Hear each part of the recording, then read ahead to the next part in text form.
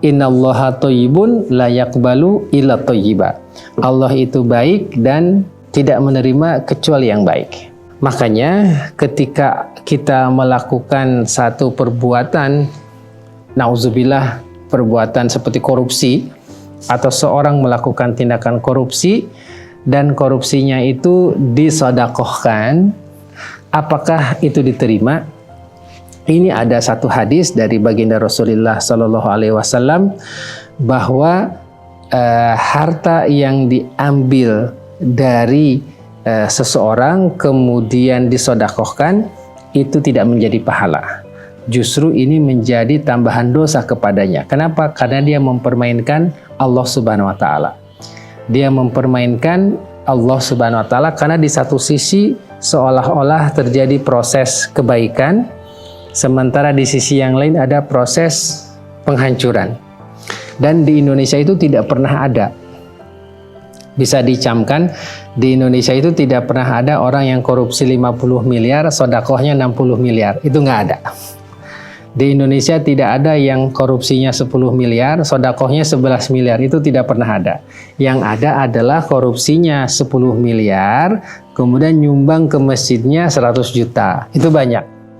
Korupsinya 10 miliar, sedekahnya 200 juta. Kemudian dia ingin diumumkan di speaker. Sholat Jumat, ini Bapak Fulan bin Fulan sudah menyumbang 100 semen sak.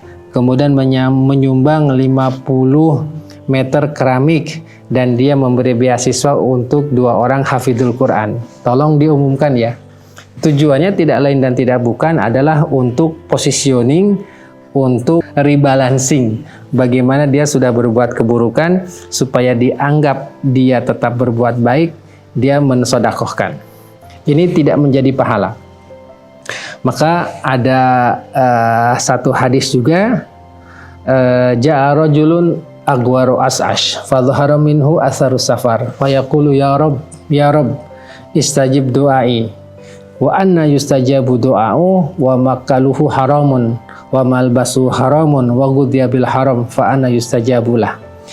Bisa engkau bayangkan, kata baginda Rasulullah SAW menyampaikan satu hadis qudsi dari Allah Subhanahu Wa Taala, seorang yang sedang mau berhaji atau seorang dalam perjalanan, zahara minhu asarus safar, dia sudah sangat keletihan karena penatnya perjalanan.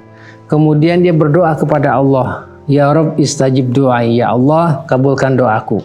Kemudian kata Allah, gimana mau dikabulkan? Makanannya haram, hasil korupsi. Minumannya haram, hasil korupsi. Pakaiannya pun haram, hasil korupsi. Bagaimana akan dikabulkan? Jadi Allah Subhanahu Wa Taala sangat amat marah terhadap seorang yang bersedekah dari hasil korupsi. Karena itu sama dengan mempermainkan Allah Subhanahu Wa Taala, seolah-olah Allah itu tidak tahu.